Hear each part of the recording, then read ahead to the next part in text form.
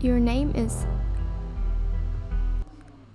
Search the fridge, pantry, check the cabinets, check out the garden.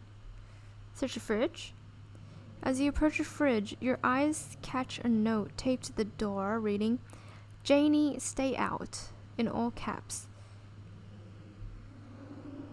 Below it, in separate handwriting, are the words, "Okie dokie." You open the fridge. You already feel a deep urge to wash your hands, even though you have yet to touch anything other than the handle. Ice cream? Take jelly? Mayonnaise? Old takeout. Ooh, ice cream. Wait, I'm not allowed to touch the ice cream.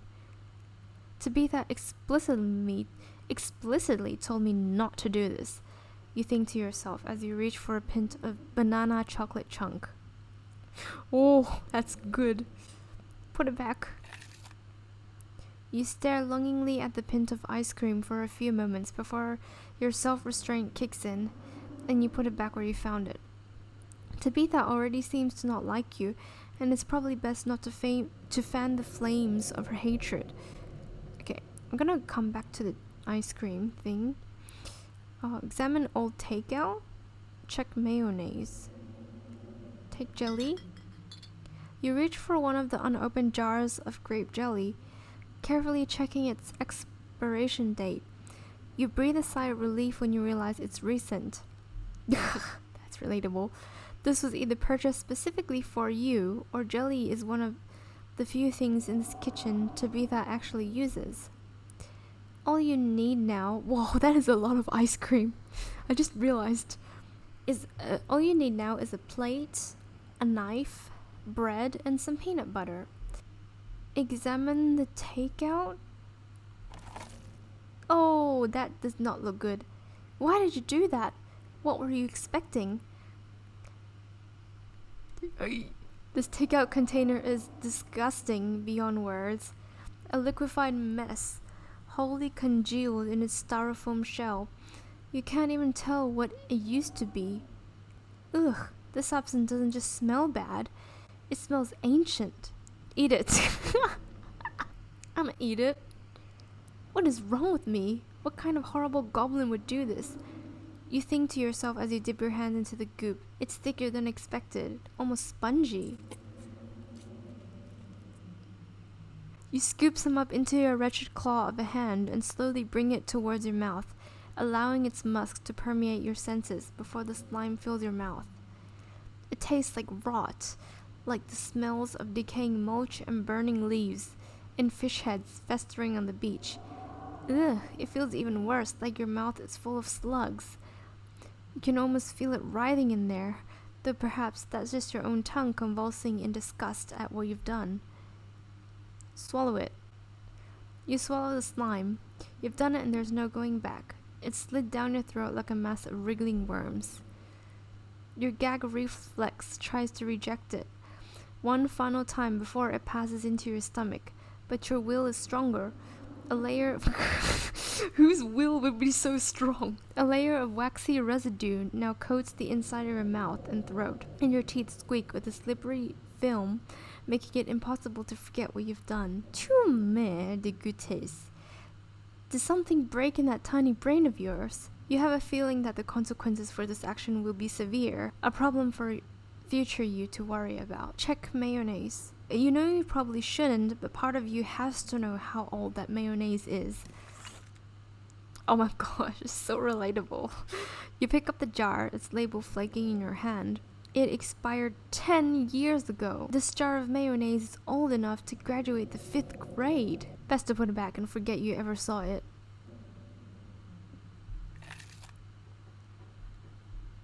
Eat ice cream. She'll be really mad if she finds out. Your conscience warns you as you take a scoop straight from the pin and shoves it into your mouth. Oh ho ho, Tabitha will love this. Before you know it, half the container is empty. Ooh. Eat the rest and bury the container in the bottom of the trash. There's only one way to fix this. Though you're already a little full, you dive back into the ice cream until the entire pen is empty. You then squash the container into a ball, trying to make it as unrecognizable as possible before jamming it as far down into the trash bin as you can. Out of sight, out of mind. You return to the fridge, your guilt already subsiding. Close the fridge. Wait, we have to take the jelly. Hang on. We have to take the jelly. I feel a sense of uncomfortableness. Let's just not take the ice cream, just take the jelly.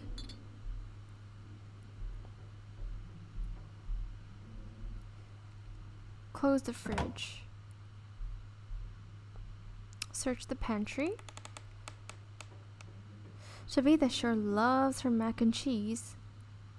Oh, that's relatable. Isn't mac and cheese so good? Take bread. Take peanut butter. Examine mac and cheese. You pick up a box of Tabitha's mac and cheese.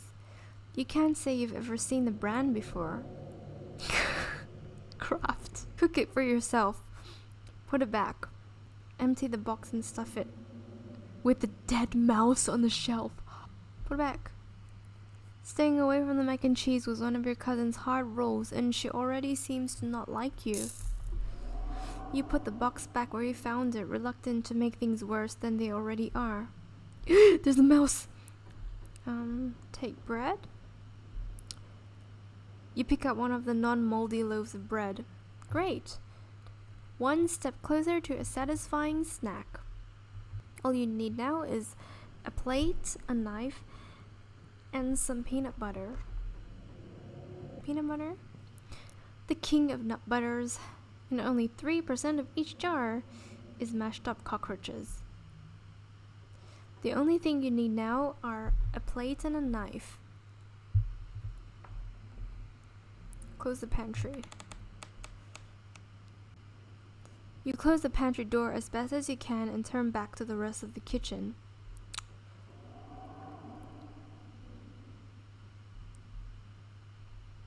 Search the cabinets. This cabinet must be where Tabitha keeps the dishware, and oddly enough, the utensils. Oh my goodness.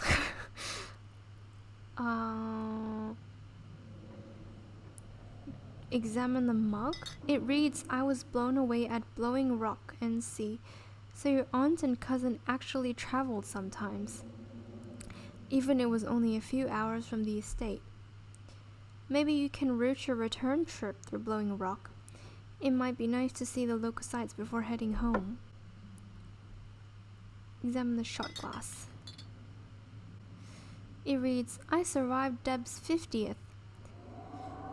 Your aunt's name was Pearline, so this wasn't from her 50th. From the few stories you've heard from your mom, Pearline wasn't the type to have kitschy friends who gave out themed shot glasses at their birthday parties." Grab a bowl. Ugh. Moth trap, do not touch. You reach for the bowl, but as you pull it down, a blend of vinegar and dead moss splashes onto you, immediately staining your shirt. On the back on the bowl is a note that reads, "Moth trap, do not touch." Whoops. Oh no, that's not good. Huh, idiot. Your shirt is now unpleasantly wet. You'll probably change into something clean before you leave the house. You grab a plate and a butter knife. This is the last ingredient you need to make your peanut butter and jelly. Time to get to work. Close the cabinet. You close the cabinet and look back to the rest of the kitchen. Check out the garden.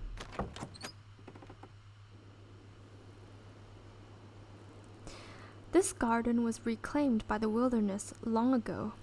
It might not be very safe, but who's to stop you from venturing deeper?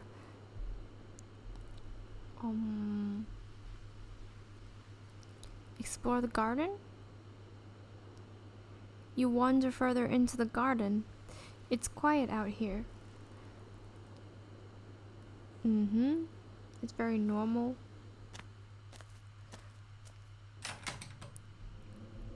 Make that peanut butter and jelly. Despite the state of this horrendous kitchen, you have successfully combined your 3 ingredients to make a peanut butter and jelly sandwich. Congratulations, you can feed yourself. A job well done. All of that hassle, and it took you less than a minute to eat. The rest of the day lies in front of you. You're done here. Congratulations! You've eaten and have a full day ahead of you. What do you want to do next?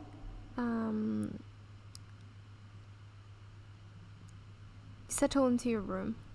Now that you've finally eaten, the aches and pains of your journey have started to sink deep into your bones. You stumble up the stairs to your room, suitcase in tow, eager to unwind before you face the rest of the day. You stand at the entrance to your room. You can only imagine how beautiful the garden must have been in its heyday. If you owned this place, you'd totally get out there with a shovel and some gardening gloves and whip it into shape. You'd go out and pull weeds, chop trees, carve topiaries, and do whatever you needed to return it to its former glory. And once it was all done, you'd sit by the fountain, which of course would have a little goldfish in it, and drink a floral tea while enjoying the bird song. Yeah, you definitely do that. Just not right now. Check the closet. Ooh, that is kind of freaky. You can see why your cousin said you should put your clothes in the dresser instead of this closet. There must be decades of family history stacked up in here. Pick up the doll. Holy crap. I mean, whoa. Of course, you're sharing a room with a creepy doll. You pick it up to examine it more closely. Its foot reads, "Property of Alexandra. No need to carry this around with you." Oh, there. You close the closet behind you. Examine the painting on the wall. This must be an old relative of yours. Very old, judging by the dates on the inscription. You've never heard of her, but you barely heard anything about your aunt and cousin until a week ago, so that's not really a surprise. Maybe you could ask Tabitha about this Mary Bell Scarlet the next time you see her. That is, if she's actually in the mood for conversation. Alright, put on your spare clothes in the dresser. Hello there, beautiful rat. You drag your suitcase over to the dresser and open the bottom drawer. An opossum lurks within. It is quiet, but angry. That's me, quiet, but angry. Afraid. Totally afraid? Aw, what's your name, little guy? What are you doing in my drawers? Can you move, please? I want to put my clothes in here. Offer him your boiled peanuts. No. Aw, what's your name, little guy? I'm Marbury Cheese. Dustin. Awkward silence. Can you move, please? I want to put my clothes in here. No, this Dustin house. Uh-oh. Great. Now we have nowhere to put our clothes. Offer him your boiled peanuts. You hold out your still dripping bag of boiled peanuts. Afraid! Death comes for Dustin! You close the drawer. You might as well leave Dustin be. You open the drawer next, top drawer next. It's empty, as good as the place you'll find to put your clothes. Wait, hang on, let me just go back.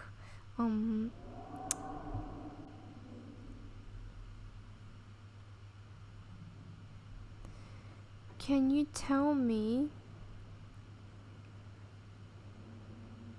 What's in the sealed part of the estate? There's a door with a bunch of locks and chains on it. What's in the sealed part of the estate? There's a door with a bunch of locks and chains on it, and I want to know what's behind it. The opossum shivers. Bad place. Not safe. Dustin no visit. Okay. That's quite a lot of stuff. That's quite reassuring. Can you tell me about the human who lives here? Oopsie daisies. Which human? Only one human lives here, right? Perline died. Only one human lives here. But Perline died. Only one human lives here. Dustin not good with names. 2 humans live here. Can you tell me about the humans who live here? Okay, Dustin, can you tell me about the 2 humans who live here? 1 human sad. 1 human scary. I bet the scary one is Tabitha. The scary human. Can you tell me about the scary human? Always watches. Eyes hateful. Yeah, that's definitely Tabitha. The sad human? Can you tell me about the sad human? Cries. Gives Dustin bad sleeps. Never mind. Thanks for the help, Dustin. Kay. What are you doing in my drawers? Warm, dark.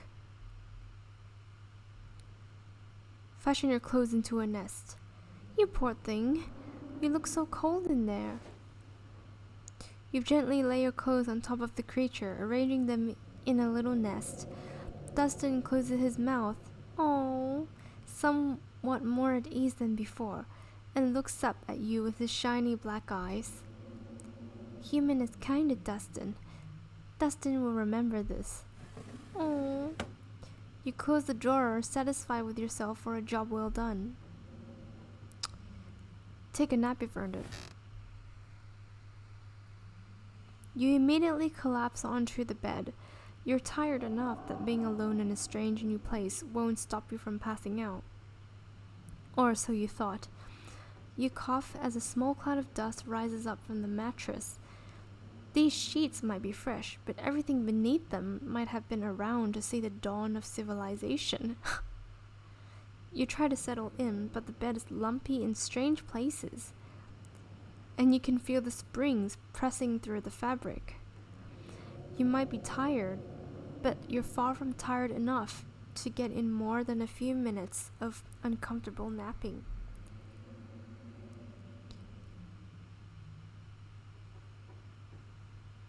That's enough. It doesn't seem like there's much else for you to do here right now. Might as